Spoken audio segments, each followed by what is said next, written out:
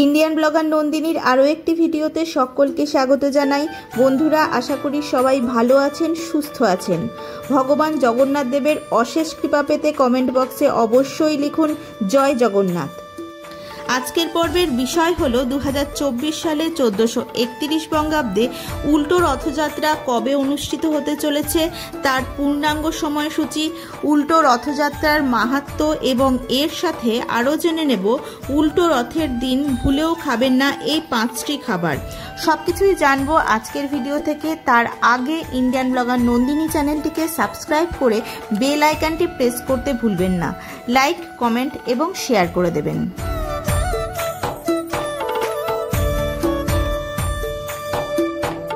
প্রতি বছর আষাঢ় মাসের শুক্লা দ্বিতীয়া তিথিতে পালিত হয় রথযাত্রা। চলতি বছরে 2024 সালে রথযাত্রা অনুষ্ঠিত হয়েছে 7 জুলাই 2024 রবিবার।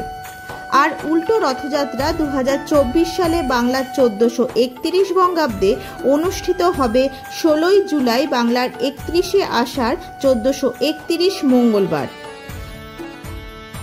এবার জেনে নেব উল্টো রথযাত্রার সময়সূচি। পঞ্জিকা অনুযায়ী 2024 সালে বাংলা 1431 বঙ্গাব্দের উল্টো রথযাত্রা হলো ইংরেজি 16 জুলাই 2024 বাংলার 31 আষাঢ় 1431 বঙ্গাব্দ মঙ্গলবার বিকেল 5:26 মধ্যে উল্টো রথযাত্রা সমাপ্ত হবে। 2024 সালে উল্টো রথযাত্রার বিশেষ গুরুত্ব রয়েছে। এই উল্টো রথযাত্রার দিন ভুলেও এই 5টি খাবার খাবেন না। যদি গ্রহণ করেন তাহলে জগন্নাথ দেবের রোষে পড়বেন এবং সংসারে নেমে আসবে ঘোর অমঙ্গল। প্রথম খাবারটি হলো পটল। উল্টো রথযাত্রার দিন পটল খেলে আর্থিক অনটন শুরু হতে পারে। দ্বিতীয় যে জিনিসটি খাবেন না সেটি হলো সবুজ শাক পাতা, অর্থাৎ কলমি শাক, পুঁই শাক উল্টো রথের দিন খাওয়া উচিত নয়। তৃতীয় যে খাবারটি উল্টো রথের দিন একেবারেই খাবেন না সেটি হলো তিতা জাতীয় খাবার, যেমন করলা, উচ্ছে একেবারেই খাওয়া যাবে না। চতুর্থ যে খাবারটি একেবারেই গ্রহণ করবেন না সেটি হলো যে কোনো আমিষ জাতীয় খাবার, যেমন ডিম, মাছ, মাংস ইত্যাদি এই দিন একেবারেই খাবেন না।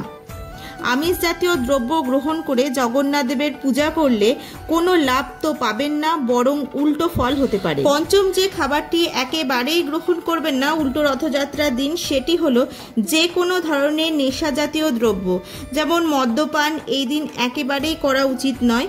এই 5টি খাবার থেকে উল্টো রথের দিন বিরত থাকলে জগন্নাথ দেবের আশীর্বাদ এবং কৃপা পাবেন।